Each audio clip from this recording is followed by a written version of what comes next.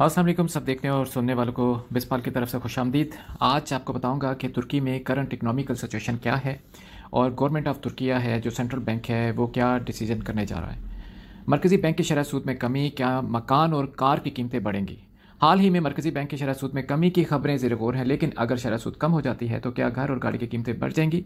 माहिरीन की इसके बारे में क्या राय है और वो क्या इसके बारे में कहते हैं। जिस तरह अमरीकी फेडरल रिजर्व फेड की तरफ से सितंबर के इजलास में शरह सूद में कमी की तवक्को है, इसी तरह सेंट्रल बैंक ऑफ तुर्किया जो CBRT है वो या तो 2024 के लास्ट में या 2025 के शुरू में शरह सूद में कमी करना शुरू कर सकता है। डिपेंड करता है कि अमरीकी फेडरल रिजर्व जो है वो क्या डिसीजन लेता है, अकॉर्डिंगली फिर तुर्किया भी अपना डिसीजन देख के उसको लेगा। बहुत से लोग सवाल पूछ रहे हैं, क्या कम महंगाई के दौरान शरह सूद में कमी घर और गाड़ी की कीमतों में इजाफा करेगी। वो लोग जो घर या गाड़ी खरीदना चाहते हैं कीमत कम होने का इंतज़ार कर रहे हैं।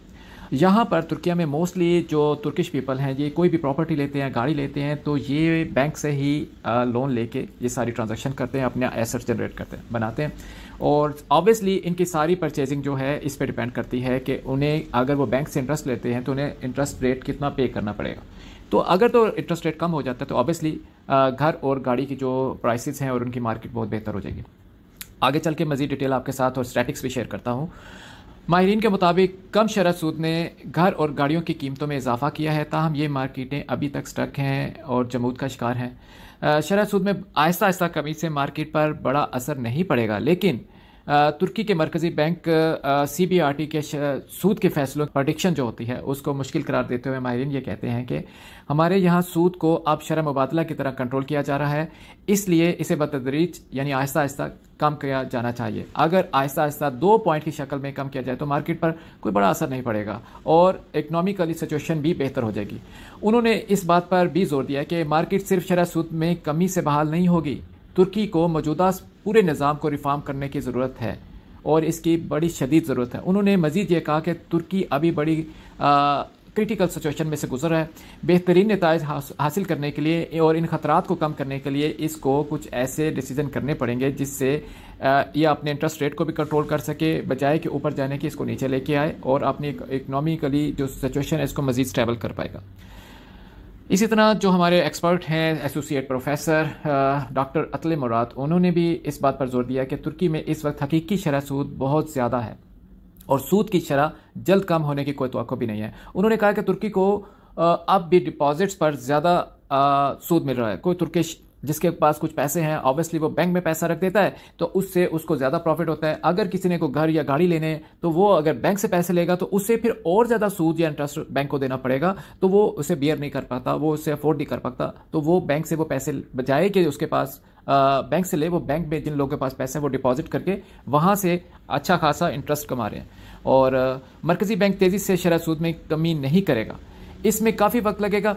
इसका मतलब है कि ऑटोमोबाइल और रियल एस्टेट के शानदार दिन फौरी तौर पर वापस नहीं आने वाले। उसके बारे में स्टैटिक्स आपके साथ शेयर करता हूँ कि पहले रियल एस्टेट की सिचुएशन और गाड़ियों की क्या थी और अब कैसे है, मौजूदा कर्ज़ों की क्या हैसियत है।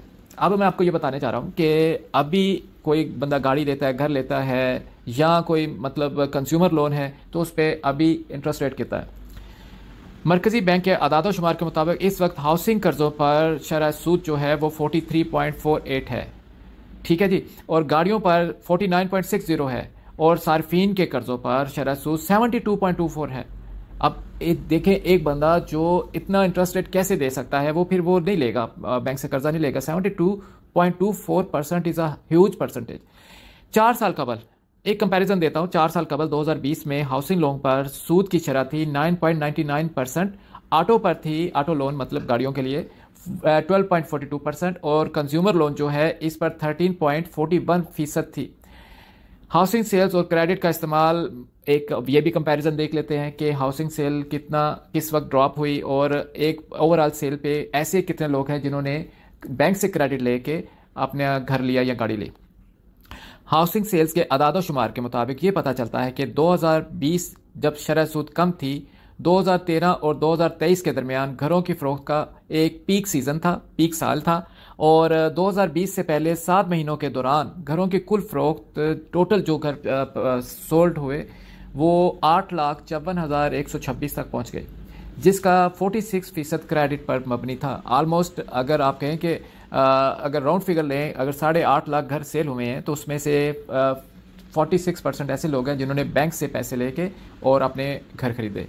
और अभी हम 2024 में अगर देखते हैं तो इस अरसे के दौरान तकरीबन 6,72,162 घर फरोख्त किए गए, लेकिन सिर्फ 9% लोग ऐसे हैं जिन्होंने बैंक से कर्जा लेके घर खरीदे।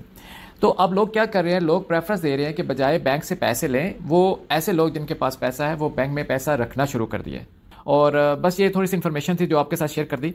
लेकिन गुड न्यूज़ ये है कि सूद कम होने जा रहा है, जिससे मार्केट ऐसे लोग जो घर फरोख्त करना चाह रहे हैं ऑब्वियसली उनकी प्राइसेस थोड़ी हाई हो जाएंगी।